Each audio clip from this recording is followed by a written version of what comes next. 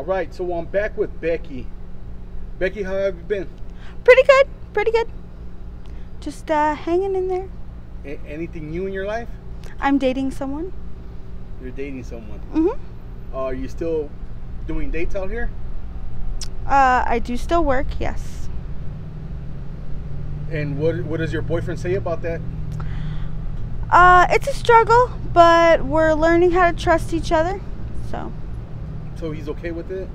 For the most part, yeah. How do you get a boyfriend to accept that? I'm just so awesome that like he accepted it before he even knew he had to.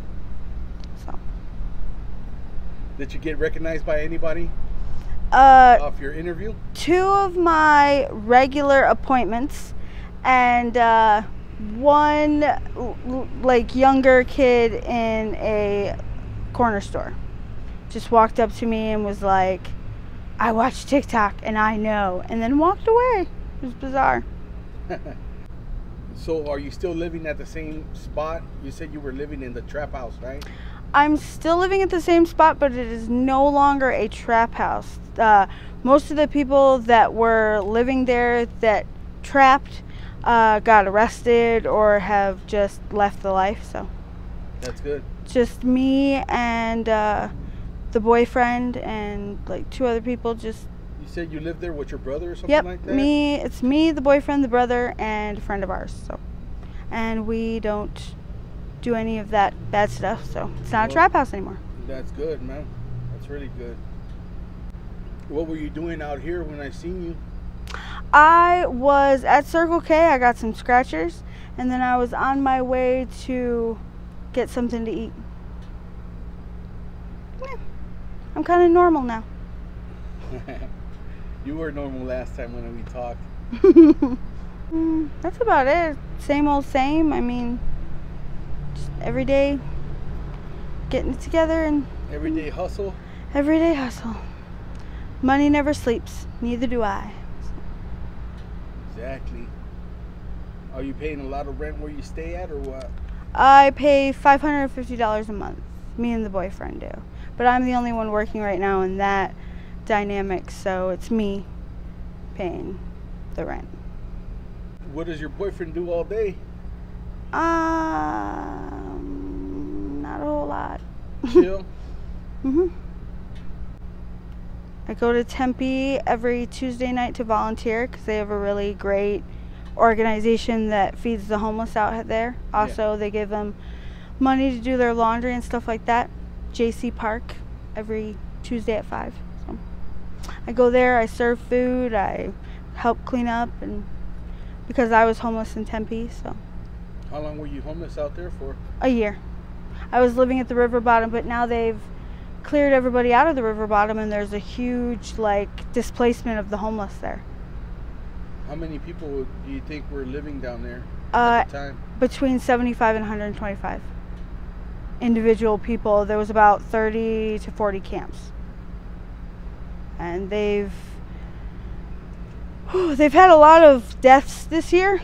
I mean, I believe to count it's been eight deaths. There's been one accidental. A friend of mine, JD, got hit by a car, and then that incident in Tempe, I don't know if you saw it on the news, where the guy jumped over into the Tempe Town Lake, and the cops, they have them on their body cams, they released the footage, saying to the guy, we're not coming in to get you, after he was screaming for help.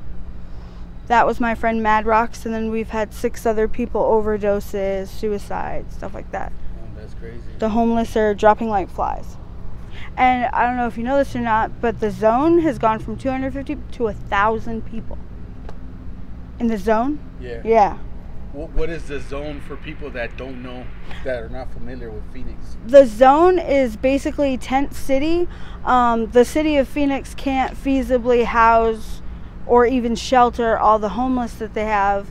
So they've allowed them to set up their tents on, I believe it's 4 city blocks, right by the actual shelter where the resources are.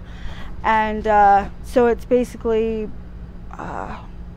no man's, like Wild Wild West type shit. Like, it's scary. They've had a couple of shootings over there and everything like that. People are dying from exposure, you know, being in the sun in the tent. And yeah, I've heard of that. A lot of crime going on down there. oh my goodness, yes.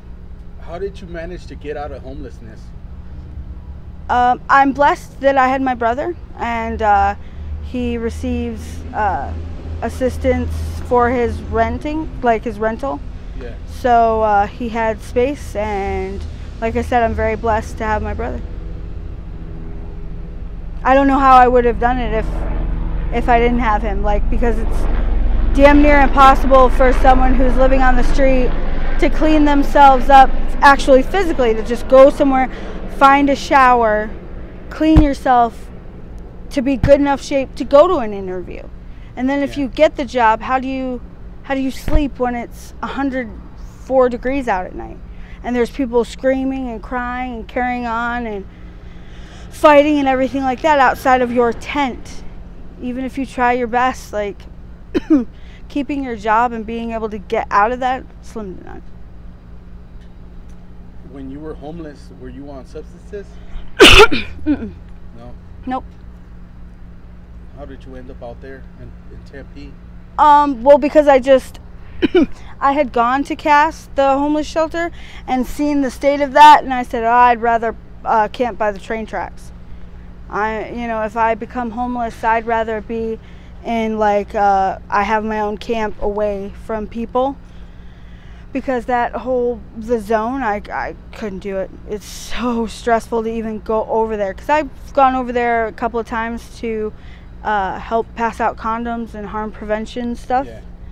And it's just bad. It's chaos, utter, disgusting, smelly chaos. It's all What bad. kind of resources do they offer at Cass? CBI's there, and the people at CBI try their best, but they don't have, you can't put a whole bunch of drops of water into a jug if you don't have a jug. You know what I mean? You can't put individual homeless people or homeless people in general in houses if they're not allowing you to have houses to put them in. So CBI tries their best, which is the organization that helps people that are dual diagnosis, mental health and substance abuse. But they can't do a whole lot. Their hands are tied. And the other resources they have, I believe, is a occupational training center where you can look up jobs, and I think there's someone to help you with a resume. I mean, little do they know that predominantly the people that are out here are mentally ill, falling through the cracks. The people that you see on the street that are like, a lot of people are like, oh, that's what drugs do to you. No, that's what extreme mental illness, being elderly and being in the heat all the time, does to you. What do you think there's more of out here? Is it more substance abuse or mental illness? I believe it is mental illness that is exacerbated by substance abuse, because they had no other options, so they try to self-medicate, or they get taken advantage of someone who's trying to get something from them, so they give them drugs. There's a ton of not young women, older elderly women that are being taken advantage of by men because they get a check every week or every month, and they are just manipulating these women or actually physically forcing them to hand over their money. Sad. Yeah, it is. All right, well, thank you for giving me an update. I really do appreciate it. Are you okay with me using this on my YouTube channel? Yes, I am. And